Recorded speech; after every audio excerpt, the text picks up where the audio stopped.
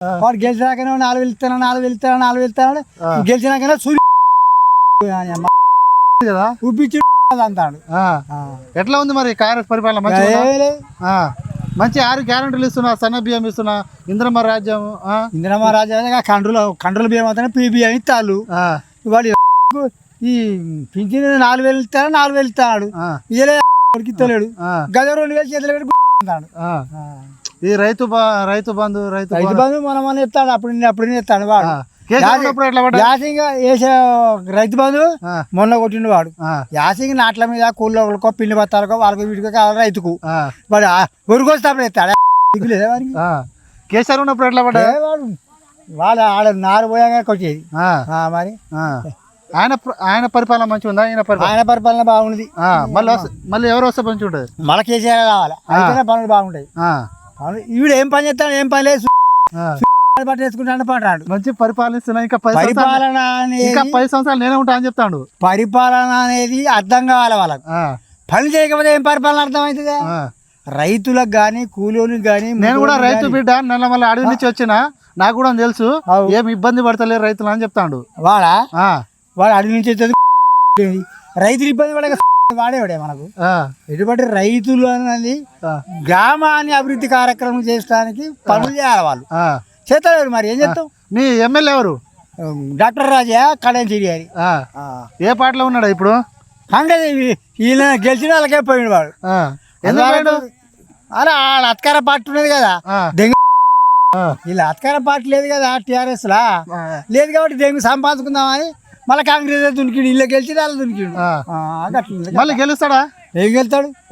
ఈ దొంగకు 2 రోజులు తాళ చేయిస్తావే దొంగనే. నువ్వు ఇలా గెలిచినాక ఎవరు కలిసి దొంగ కాకపోతే ఏంది? ఇవాళ గెలిచి నువ్వు అలా దునికినావు అంటే సరే దునికినావు అధికార పార్టీ దునికినావు. మీకు నష్టం చేయాలి, పనులు చేయాలా అవుతా? 1,400 కోట్లతో అభివృద్ధి చేస్తున్నా అని చెప్తాడు. ఏది ఎక్కడ చెప్పేది? అయితే ఒకప్పుడు పని చేసిండు ఆయన. ఎమ్మెల్యేగా ఉన్నప్పుడు చేసిండు. ఏది తెలుగుదేశం అప్పుడు చేసిండు. ఆయన పనులు చేయలేదని కాదు, అప్పుడు బాగా చేసిండు. ఎక్కడి నుంచి మన కిస్తానది నీళ్లను ధర్మసారలో పోయించిండు. ధర్మసార నుండి గన్పూర్లో పోయించిండు. గన్మసూరు నుండి గండిరావరం పోయించి గండిరావరం నుంచి గౌరెల్లో పోయించిండు. ఆయన మాట ఒప్పుకున్నాడు. ఆ ప్రకారంగా పని చేసిండు. ఇప్పుడు చేస్తలేడు. ఇప్పుడు అయిపోయింది. ఇంత మూట చేసుకున్నాడు కడెంచిరియారి చేసిండు. మళ్ళీ గెలుస్తాడా? ఏం గెలుస్తాడు? ఇంత చేసినాక దొంగ పనులు చేసినాక గెలుతాడా? నువ్వు ఏ పార్టీ? అదే టీఆర్ఎస్ఏ. మరి బాధ అనిపిస్తలేదా? బాధ అంటే ఏం చేద్దాం మరి. ఓ మిస్టేకే జరిగింది, గెలిచిండే అయిపోయా. నీ పేరేంటా? గోల్ చంద్రమైంది. ఏ ఊరు మీది? ఈ ఊరే. ఎట్లా ఉందా ఇక్కడ మీ ఒడ్లు కొంటూరు? వడ్డక్కడి రింపి సేలు పడతాను రింపి అన్నీ. ఎన్ని రోజులే? 10 రోజులు రింపి. అవి 10 రోజులు, అవి 10 రోజులు అన్ని మొత్తం రింపినాయి.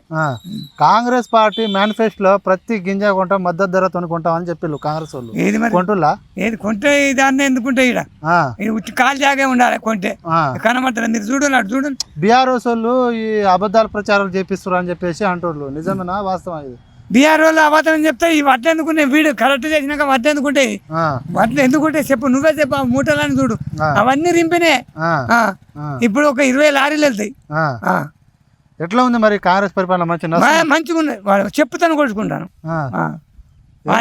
మా చెప్పు తీసుకొని మేము ముఖం వెనకలు కొట్టుకుంటే మాకు సిగ్గత్తది.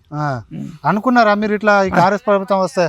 ఇక్కడనే ఇక కొట్టుకుంటారులేవా ఒకనుకోవాలి. చెప్పు మనమే కొట్టుకోవాలి. ఎందుకు? మంచిగా 6 గ్యారెంటీలు అమలు చేస్తా. పొక్క వాలిపోయింది. 6 గ్యారెంటీలు చెప్తావాడు. 6 గ్యారెంటీ ఒక్క గింజ అన్న, ఒక్క గింజ పోతే కోసినట్టు ఇక్కడనే ఉంటాయి. ఎట్లా కావాలి? ఏం చేయాలి? కేసీఆర్ ఉన్నప్పుడు ఇట్లా ఉండేనా?